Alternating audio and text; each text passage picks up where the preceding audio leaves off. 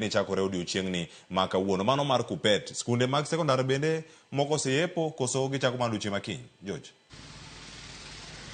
Erokamano ahinya Cleopas, antiere e kar tunge liech mantiere e apaya ma Moi boma ma Mombasa kaendi, kuma wayudo moko kuom jotelo mag riwruog jopuonj mar Kuppet ka gin gikoni ginyono kar tiendgi kendo ok gidwa ni jopuonj motenore korka Kuppet mondo mi odhi e skul. Kata kamano antiere gi jakomgi kae dwa mani onyiso ni to ang'o matimore, ang'o miyo gikawo okang' ma kama. Chaka gi nyingi tinyisa ni un kaka Kuppet okang' mane mukawo. Erokamano ahinya, nyinga Linet Kamadi, an jagoro ma Kuppet ma Mombasa kae. Wabago ng'anyo ni weche moko ang'wen mathagowa gi sirkal. Wan indikowa tich gi miluongo ni Teacher Service Commission. Koro Teacher Service Commission ni odagi ndiko jowetewa magikawo gitero e junior secondary school.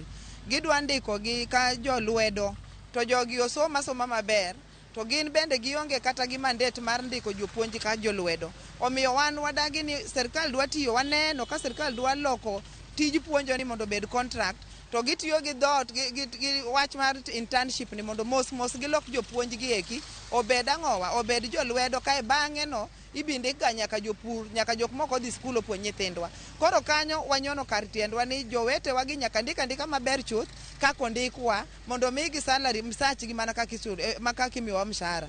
Mar ariyo, nitiere jopuonj wetewa 130 monego bed ni imiyo promotion. Jogi ok mi jopuonj gi promotion.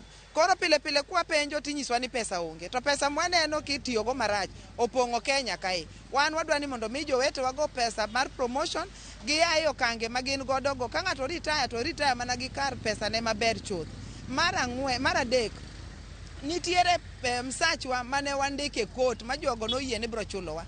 Kar mondo gichulwa pesa, gilokre ni pile ni koro pesa ni wamanyo wabromi. To kidhi e budget mar jobunge Mheshimiwa Ndindi Nyoro wacho ni pesa gi nitiere ne giketo. Ka pesa gi chopo ka Mheshimiwa Mbadi be wakodwa piny ni pesa ni en okone pesa. Koro weche moko ma ok wadwa ng'eyo ni pesa gi olal kanyo go kwadwa ng'eyo. Wan wadwa ni mondo miwa pesa wa, miwa msachwa. Mogik en gin health cover marwa. Health cover marwa ni opodho nikech jo sirkal gi bende ok mi jogo pesa. Koro ospende loro, jopuonj ok thiedhi, wadhi e government hospitals, yath onge, thieth malong'o bende onge. Mage momiyo wan kae jonyuol gi jo Kenya mawinjowa kawuono. Mokwongo noneno ka ne utiyo gi dhok achiel kata nuwuoyo gi dhok achiel kaka riwruok mar Kuppet gi mano mar NAT. Sani koro waneno ka kendo pogruok obedo. Koro jo-NAT okone gin gidhi skul to un pod uramo ni ok udhi. Pogruok ni ang'o mokele?